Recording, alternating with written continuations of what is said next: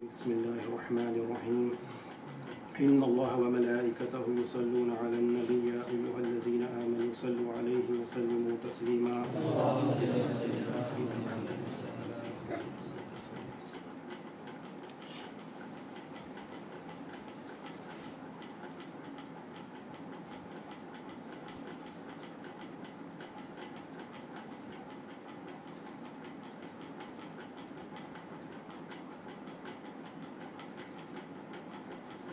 اللهم صل على سيدنا محمد نور الأنوار وسر الأسرار وسيد الأبرار اللهم صل وسلم وبارك على سيدنا محمد خزاقة التي أدركني يا رسول الله صلى الله عليه وسلم.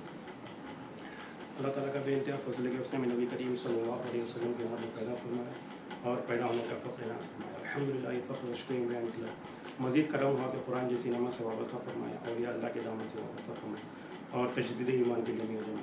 انشاءاللہ ہم اللہ تعالیٰ کی مدد سے نبی کریم صلی اللہ علیہ وسلم کے رسالت کے فیضان سے اولیاء اللہ کی ولایت کے فیضان سے رمضان کے انعامات کیا ہے جاننے کی کوشش کریں. رمضان کا مہینہ الوداع کہنے کو ہے. یقیناً رمضان جاتا ہے تو مومن کو تکلیف ہوتی ہے. رمضان کا آنا مومن کے لیے خوشی کا سبب ہے اور جانا دکھ کا سبب. لیکن ایک حدیث ایسی ہے جس میں اللہ کے رسول صلی اللہ علیہ وسلم فرماتے ہیں جو بندہ روزے رکھے رمضان کے روزے پورے کرے اور ساتھ میں اس کی نیت یہ بھی ہو کہ جو نیک عمل اور جو پرہیزگاری اس نے رمضان میں اپنائی ہے وہ رمضان کے بعد میں بھی جاری رکھے گا تو اللہ تعالیٰ اس بندے کو بنا کسی حساب کتاب کے بنا کسی سوال جواب کے جنت میں ڈالے. رمضان تو جا رہا ہے لیکن اگر ہمارا ارادہ یہ ہو کہ جو پرہیزگاری ہم نے رمضان میں اختیار کی ہے انشاءاللہ اس کو جاری رکھیں گے تو ہمارے لیے بشارت ہے کہ اللہ تعالیٰ بغیر حساب کتاب کے ہم کو جنت میں. تو یہ ارادہ یہ کون کر سکتا ہے؟ وہی بندہ یہ ارادہ کر سکتا ہے جو رمضان کو ایک نعمت جانے. رمضان میں اس نے جو عمل کیا اگر اس کو نعمت جانے گا تو کوشش کرے گا کہ آگے بھی وہ کام جاری رکھے. لیکن اگر کوئی مجبوری میں کر رہا ہے مطلب سیزنل طور پہ رمضانی مسلمان مطلب سب نماز پڑھ رہے ہیں تو ہم بھی مسجد میں جا کے نماز پڑھنے کی ہم نے پابندی کی. سب نے تراویح پڑھی تو ہم نے بھی تراویح پڑھی. سب نے مسجد جانا چھوڑ دیا رمضان کے بعد تو ہم نے بھی چھوڑ دیا. تو ویسا بندہ کیا ہے رمضان کے حد تک اپنے اعمال کو محدود رکھے گا. لیکن جو رمضان کے اعمال کو غنیمت جانے اپنے لیے بخشش کا سبب جانے وہ کوشش کرے گا وہ ارادہ کرے گا کہ رمضان کے بعد بھی ان اعمال کو جاری رکھے.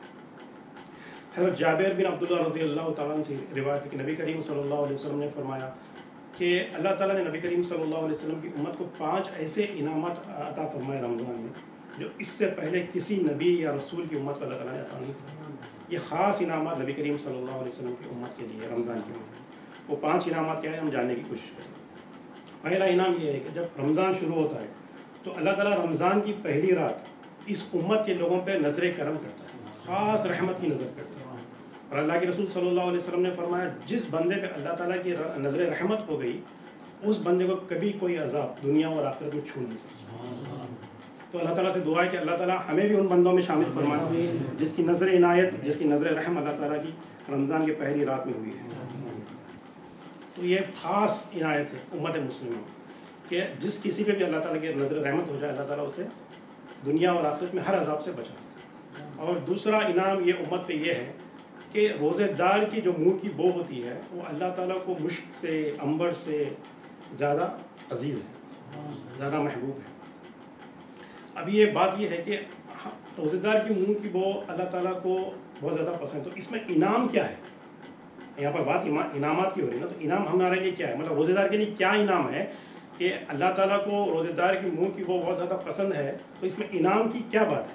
تو پتہ کیا چلا جو یہ منہ کی بو ہے وہ کس وجہ سے ہوتی ہے؟ جو بندہ اللہ تعالیٰ کے حکم کی وجہ سے بھوک اور پیاس سے بچا رہتا ہے اس کی وجہ سے جو بو پیدا ہوتی ہے اللہ تعالیٰ کو وہ تک پسند ہے. تو جو وہ پسند ہے تو جو اعمال ہے وہ کتنے پسند ہوں گے اللہ تعالیٰ. اور اس سے کیا بات پتہ چلتی ہے کہ اللہ تعالیٰ ہمارے اعمال کا اتنا قدردان ہے کہ اعمال کی تو قدر کر رہا ہے, ان اعمال کی وجہ سے جو کیفیت بندے میں پیدا ہو رہی ہے اس کیفیت کو بھی پسند کر رہا ہے. اور کون سی کیفیت؟ جس کا بولنا اور سننا بھی پسندیدہ نہیں ہے ہمارے لیے, وہ چیز اللہ تعالیٰ کو پسند ہے. قربان جائیے اللہ تعالیٰ کی عظمت پہ کہ بندے کے اعمال کو کتنا پسند کرتا ہے, کتنا قدردان ہے اللہ تعالیٰ. ہمارے اعمال جو ہے ہماری بھاگ دوڑ جو ہے دنیا اور دنیا والوں کے لیے, اور کوئی ہمارے اعمال دنیا والے کوئی قدر کرنے والے نہیں ہیں ہمارے. یہ دنیا کا کھیل تماشا ہے, یہ دھوکے کا سامان ہے. آخرت کے اعمال اصل اعمال. اللہ تعالیٰ ہمارے اعمال کا قدردان ہے، تو ہم کو یہ چاہیے کہ ہمارے سارے اعمال اللہ تعالیٰ کے لیے ہو، ہماری ساری جدوجہد اللہ تعالیٰ کے لیے ہو، کیونکہ اللہ تعالیٰ ہمارے اعمال کے قدردان ہے۔ اعمال تو بہت دور ہے، اعمال کی وجہ سے جو بندے میں ایک کیفیت پیدا ہو رہی ہے جو کہ ناپسند بندوں کے درمیان ناپسندیدہ ہے، وہ اللہ تعالیٰ کے نزدیک پسندیدہ ہے۔ تو وہ اعمال کی کیا قدر ہوگی، وہ روزے کی کیا قدر ہوگی اللہ تعالیٰ کے پاس، وہ بھوک پیاس کی اللہ تعالیٰ کے پاس کیا قدر ہوگی، وہ رات کے جگنے کی اللہ تعالیٰ کے پاس کیا قدر ہوگی، جبکہ بھوک کی اتنی قدر ہے اللہ تعالیٰ کے پاس۔ تو اس سے یہ بہت بڑا انعام ہے ہمارے لیے۔ ہم نے رمضان ختم پہ ہم نے رمضان گزار دیا، لیکن ہم نے قدر نہیں کی عمل، ہم ایک نارمل روٹین کے طور پہ گئے، لیکن اللہ کے نزدیک کیا قدر ہے اللہ بہتر جانتا ہے۔ تو یہ دوسرا انعام تھا۔ تیسرا انعام یہ ہے کہ اللہ تعالیٰ نبی کریم صلی اللہ علیہ وسلم فرماتے ہیں کہ روزے دار کے لیے فرشتے مغفرت کے لیے دعا کرتے ہیں، فرشتے خاص طور پہ اس امت کے روزے داروں کے لیے مغفرت کے لیے دعا کرتے ہیں۔ آج کل ٹرینڈ چل رہا ہے، ہر کوئی بولتا ہے دعا میں یاد رکھیے، دعا میں یاد رکھیے۔ ہم کس کو کہتے ہیں دعا میں یاد رکھیے؟ ایک مسلمان کو کہتے ہیں جو کہ گناہ گار بھی ہو سکتا ہے، لیکن فرشتے اللہ کی ایسی مخلوق ہے جس سے کوئی گناہ ہوا ہی نہیں، وہ مخلوق ہمارے لیے دعا کر رہی ہے، مغفرت کے لیے دعا کر رہی ہے، اور جس کی مغفرت ہو جائے اس کے لیے انعامات ہی انعامات۔ حضرت نوح علیہ السلام کیا فرمایا اپنے قوم کو کہ اللہ تعالیٰ سے مغفرت طلب کرو، اللہ تعالیٰ تمہارے گناہ بھی معاف کرے گا، بارش بھی نازل فرمائے گا، اولاد میں اضافہ فرمائے گا، رزق میں کشادگی فرمائے گا، ہر چیز، ہر دنیا کی نعمت ملے گی، کس سے؟ استغفار سے۔ اور ہمارے لیے استغفار کون کر رہے ہیں؟ فرشتے کر رہے ہیں۔ اللہ اکبر۔ ہم خود نہیں کر رہے ہیں، اگر ہم خود کرتے تو ہم بھی گناہ گار ہیں، ہو سکتا ہے ہماری استغفار قبول نہ ہو۔ روزے دار کے لیے کون استغفار کر رہا ہے؟ اللہ تعالیٰ کی مخلوق فرشتے کر رہے ہیں جو کہ ہر گناہ سے پاک ہے۔ تو وہ ہم نے پچھلے بیان میں ہم نے واقعہ سنا تھا، عیسیٰ علیہ السلام کی امت میں ایک بندہ تھا، جب عیسیٰ علیہ السلام بارش کے لیے دعا کے لیے گئے تھے تو اللہ تعالیٰ نے فرمایا کہ اے عیسیٰ تمہارے درمیان گناہ گار موجود ہیں، ان سے کہو کہ یہ چلے جائیں، جب یہ چلے جائیں گے تو میں بارش نازل فرماؤں گا۔ تو عیسیٰ علیہ السلام نے اپنی امت سے کہا کہ تم میں جو گناہ گار ہے وہ چلے جائے۔ تو سارے لوگ چلے گئے، صرف ایک شخص تھا جس کی ایک آنکھ نہیں تھی۔ تو عیسیٰ علیہ السلام نے شخص سے دریافت کیا کہ کیا تجھ سے کوئی گناہ نہیں ہوا زندگی میں؟ تو شخص نے فرمایا کہ مجھ سے ایک دفعہ غلطی سے گناہ ہوا تھا کہ میں نے ایک نامحرم عورت کے پیر پہ میری نظر پڑ گئی، ایک آنکھ میری پڑ گئی تھی، تو میں نے اسی وقت اس آنکھ کو پھوڑ دیا کیونکہ یہ آنکھ سے گناہ ہوا۔ پھر اس کے بعد اللہ تعالیٰ نے مجھے ہر گناہ سے محفوظ رکھا۔ تو عیسیٰ علیہ السلام نے فرمایا تو ہی دعا کا اصل حقدار ہے، تو ہی دعا کر بارش کی۔ تو اس شخص نے دعا کے لیے ہاتھ اٹھائے تو بارش ہوئی۔ نبی کی موجودگی میں ایک متقی دعا کر رہا ہے تو اللہ تعالیٰ دعا قبول کر رہا ہے۔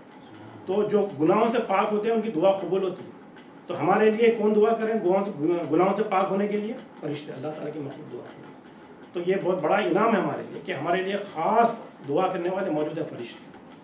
اور ایک انعام یہ ہے کہ نبی کریم صلی اللہ علیہ وسلم نے فرمایا کہ اس مہینے میں ایک رات ایسی ہے جو 1000 مہینوں سے بہتر ہے، لیلۃ القدر۔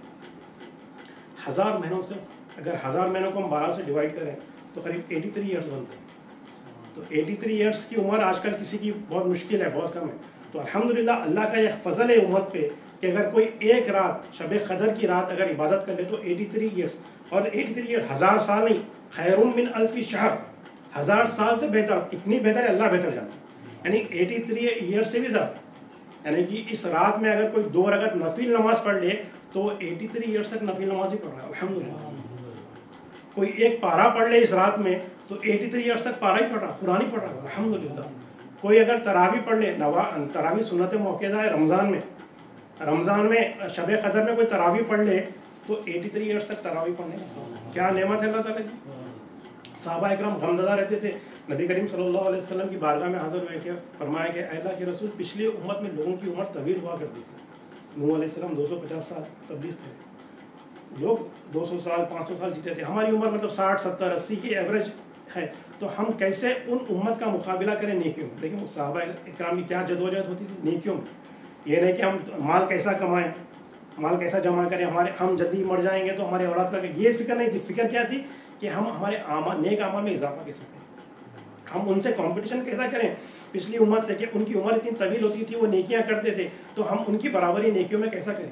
تو اللہ کے رسول صلی اللہ علیہ وسلم نے فرمایا تم میں ایک رات ایسی ہے شب قدر جو 1000 مہینوں سے بہتر ہے، اس میں عبادت کرنا 1000 مہینوں میں سے عبادت کرنے سے زیادہ بہتر ہے۔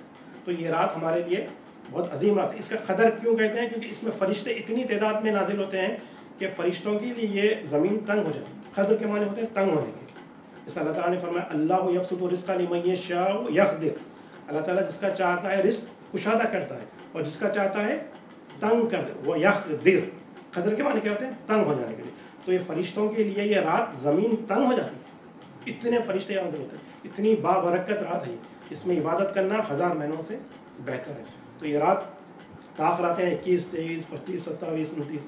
تو یہ رات میں عبادت کرنا, اس کی رات شب قدر کو تلاش کرنا اور عبادت کرنا 1000 مہینوں سے بہتر. اور 5واں انعام کیا ہے؟ اللہ کے رسول صلی اللہ علیہ وسلم نے فرمایا کہ اللہ رمضان کی آخری رات صحابہ نے عرض کیا کہ رمضان کی آخری رات یا اللہ کے رسول کون سی ہے؟ 29ویں شب یا 30ویں شب؟ تو اللہ کے رسول صلی اللہ علیہ وسلم نے فرمایا رمضان کی آخری شب شوال کی پہلی یعنی چاند رات, عید کی رات. تو اس رات میں یعنی کہ رمضان ختم ہو گیا لیکن آخری رات ہے. تو فرشتوں سے اللہ تعالیٰ فرماتا ہے کہ اس مزدور کو کیا ملنا چاہیے جو اپنی مزدوری پوری کر لے. تو فرشتے کہتے ہیں کہ اے اللہ اس مزدور کو اس کی مزدوری پوری مل جانی چاہیے. تو اللہ تعالیٰ کہتا ہے تم گواہ رہنا میں نے تمام روزے داروں کو بخش دیا. اللہ اکبر. کیا ہے؟ اللہ تعالیٰ بخش دے رہا ہے. اللہ تعالیٰ کے نزدیک سب سے بڑی نعمت کیا ہے؟ کہ بندے کا بخش ہو جانا. اللہ تعالیٰ نے یہ نہیں کہا میں اسے نعمتیں دوں گا دنیا کی, اس کو صحت دوں گا, اس کو دولت دوں گا. کیا کہا اللہ تعالیٰ نے؟ ان کو بخش دوں گا. کہ بخشش سب سے بڑا ذریعہ ہے, کیونکہ ہم اپنے نیکیوں پہ تکیہ نہیں کر سکتے. اللہ تعالیٰ اگر ہمارے نیکیاں زمین سے لے کے آسمان تک بھی ہیں, لیکن اللہ تعالیٰ کسی ایک چھوٹے گناہ پہ سوال کر لے تو پھر ہمارا کام ہو گیا, پکڑ ہو گئی وہاں. تو ہم اپنے نیکیوں پہ بھروسہ نہیں کر سکتے. ہمارا بھروسہ کس پہ؟ اللہ کی مغفرت پہ. اور اللہ تعالیٰ جس کو معاف فرما دے اس کے لیے کامیابی. تو اللہ تعالیٰ کیا فرما رہا ہے؟ تم گواہ رہنا میں ان تمام کو میں نے بخش دی.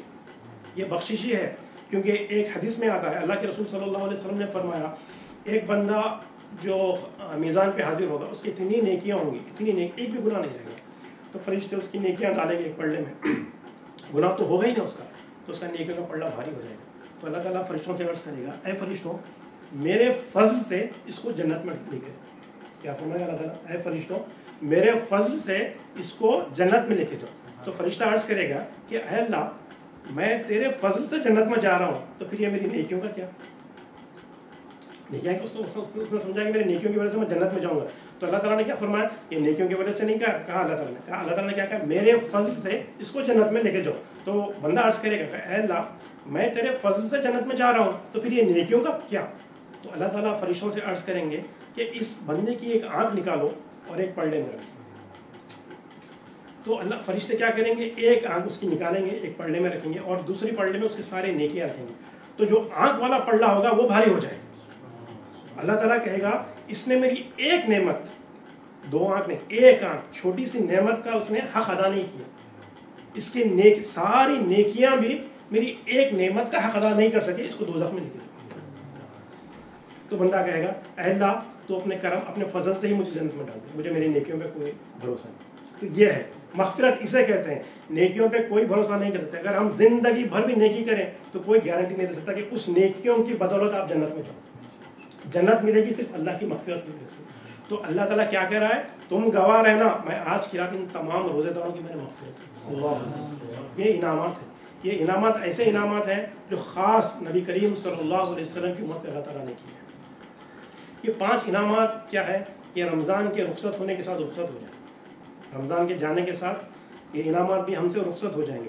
لیکن 2 انعامات ایسے ہیں جو رمضان کے جانے کے بعد بھی ہمارے درمیان موجود ہیں. رمضان جا تو رہا ہے لیکن وہ 2 انعامات ہم کو دے کے جا رہا ہے. وہ 2 انعامات کیا ہے؟ ایک ہے تقویٰ, دوسرا ہے قرآن. رمضان آیا ہی اسی لیے تھا کہ ہم کو متقی بنائے, تاکہ ہم کو پرہیزگاری سکھائے. ہم نے کوشش تو کی, اللہ کے بندے پرہیزگار بھی بن گئے ہوں گے, لیکن ہم نے ٹوٹی جو بھی پرہیزگار بننے کی کوشش کی وہ کوشش کو ہم جاری رکھنا ہے. رمضان تو چلا جائے گا, لیکن تقویٰ متقی بننا, پرہیزگار بننے کی جو کوشش ہے وہ ہم کو جاری رکھنی ہے. ہم نے پچھلے 2 لیکچرز میں متقی کے بارے میں بہت سارے باتیں کہی ہیں, سنی ہے کہ متقی کے کیا انعامات ہیں. متقی وہ ہے جو اصل کامیاب کون ہے؟ متقی ہے. اللہ متقی کو کوئی خوف نہیں ہوگا, کوئی غمگین نہیں ہوگا. متقی کو اللہ تعالیٰ وہاں بچائے گا جہاں پر وہ پھنس جائے گا. سارے لوگ سارے دوست قیامت میں ایک دوسرے کے دشمن ہوں گے سوائے متقی. یہ سب کوالٹیز ہیں متقی. قرآن کی آیتوں سے بول رہا ہوں میں, پچھلے بیان میں ہم نے سنا ہے کہ قرآن کی آیتوں کے ذریعے یہ کوالٹیز ہیں کہ متقی کامیاب ہے. متقی وہ ہے جس کو نہ غم ہے نہ خوف ہے. سارے لوگ قیامت میں سارے دوست قیامت میں ایک دوسرے کے دشمن ہوں گے سوائے متقی کے. متقیوں کو اللہ تعالیٰ وہاں سے بچائے گا جہاں پر وہ پھنس جائے گا اور اس کو عذاب چھو تک نہیں سکے. یہ سارے متقی کی کوالٹی ہے. تو یہ تقویٰ ہے جو رمضان ہم کو دے کر جا رہا ہے. اس کو ہم کو کنٹینیو کرنا ہے. پرہیزگار بننے کی جو کوشش ہم نے کی ہے رمضان میں اس کو جاری رکھنا ہے. اور ایک آج آیت سنیں گے متقی کے بارے میں. اللہ تعالیٰ فرماتا ہے کہ اِنَّ أَكْرَمَكُمْ عِنْدَ اللَّهِ أَتْقَاكُمْ. میرے نزدیک تم میں سب سے زیادہ عزت دار وہ ہے جو سب سے زیادہ متقی. اللہ اکبر. عزت کے لیے انسان کیا نہیں کرتا؟ پیسہ لٹا دیتا, جان لٹا دیتا. عزت چاہیے تو. اور عزت کس کے سامنے مل رہی ہے؟ اللہ تعالیٰ کے, اپنے خالق و مالک کے سامنے عزت مل رہی ہے. کس کو مل رہی ہے؟ متقی کو مل رہی ہے. جو تقویٰ اختیار کرے اس کو عزت مل رہی ہے. عزت کا ہر کوئی متلاشی ہے. عزت سب کو چاہیے, کوئی بے عزتی نہیں چاہتا. اللہ تعالیٰ کے نزدیک عزت کس کی ہے؟ نہ گورے نہ کالے کی, نہ امیر نہ غریب کی, نہ عربی نہ عجمی کی. یہی نبی کریم صلی اللہ علیہ وسلم نے عرفات کے میدان میں فرمایا تھا کہ تم پہ نہ عربی کو عجمی پہ فضیلت ہے, نہ عجمی کو عربی پہ, نہ گورے کو کالے پہ, نہ کالے کو گورے پہ, نہ امیر کو غریب پہ, نہ غریب کو امیر پہ, سوائے متقی کے. تم میں جتنا جو متقی ہوگا اللہ کے نزدیک وہ اتنا زیادہ عزت دار ہے. سارے انعامات متقی کے لیے. یہ انعام ہم کو رمضان جاتے جاتے دے کے جا. ہم کو کوشش کرنا. رمضان کا تعلق صرف تقوی کا تعلق صرف رمضان تک نہیں تھا کہ رمضان آیا تھا متقی بنانے کے لیے اور رمضان جانے کے بعد پرہیزگاری ہم چھوڑ دیں گے. ہم کو تقوی زندگی کے ہر شعبے میں, زندگی کی ہر فیلڈ میں تقوی اختیار کرنا. اللہ تعالیٰ کیا فرما رہا ہے قرآن میں؟ سورہ اعراف میں فرماتا ہے اللہ تعالیٰ یا بنی آدم قد انزلنا علیکم لباسا یواری سوآتما وریشا لباس التقوی ذالک خیر. کہ اے بنی آدم ہم نے تمہارے لیے ایک لباس اتارا ہے. وہ لباس کیا ہے؟ جس سے تم اپنا جسم چھپاتے ہو اور تمہارے لیے آرائش ہے. مطلب اچھی چیز بھی ہے نا, لباس اچھا پہننا سب کے لیے اچھا لگتا ہے.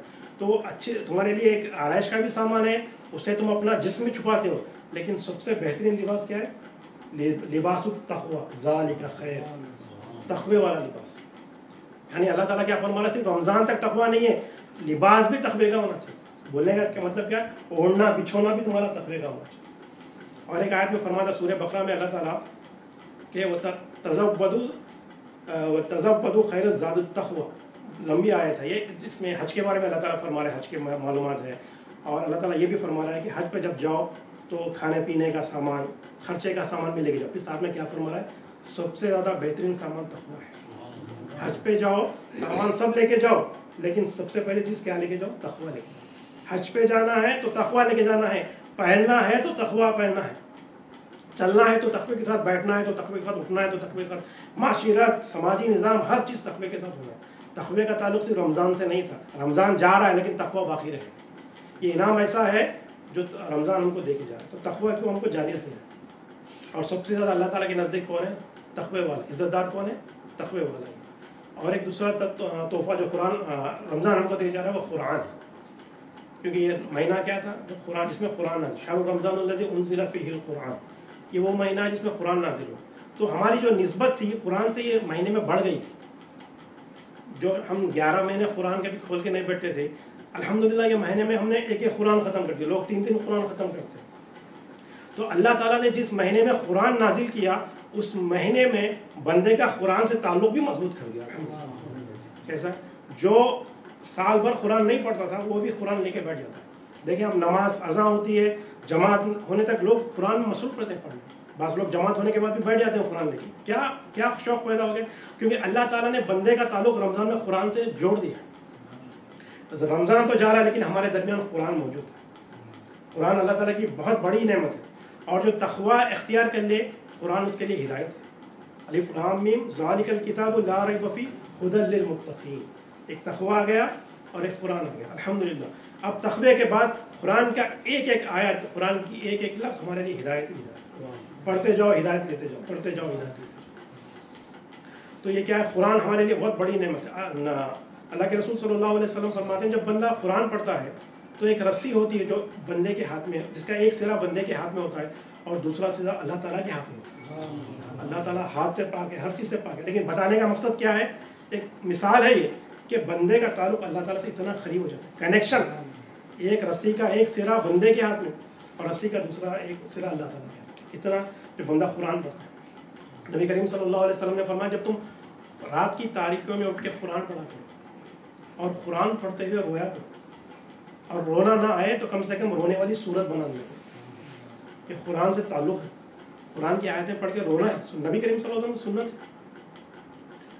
حضرت داتا گنج علی حجویری رحمۃ اللہ تعالیٰ اپنے مریدوں کو یہ بات بتا رہے تھے کہ نماز قرآن پڑھتے وقت رویا کرو، اگر رونا نہ آئے تو کم سے کم رونے والی صورت بناؤ. تو ایک مرید نے پوچھا کہ حضرت اگر رونا نہ آئے اور رونے والی صورت بھی نہ بنا سکے تو آپ نے فرمایا پھر اپنی قسمت پہ رو، پھر اپنی قسمت پہ رو کے تمہارا دل اتنا سخت ہو گیا ہے کہ اللہ کا کلام پڑھتے ہوئے اور رونا نہیں آتا.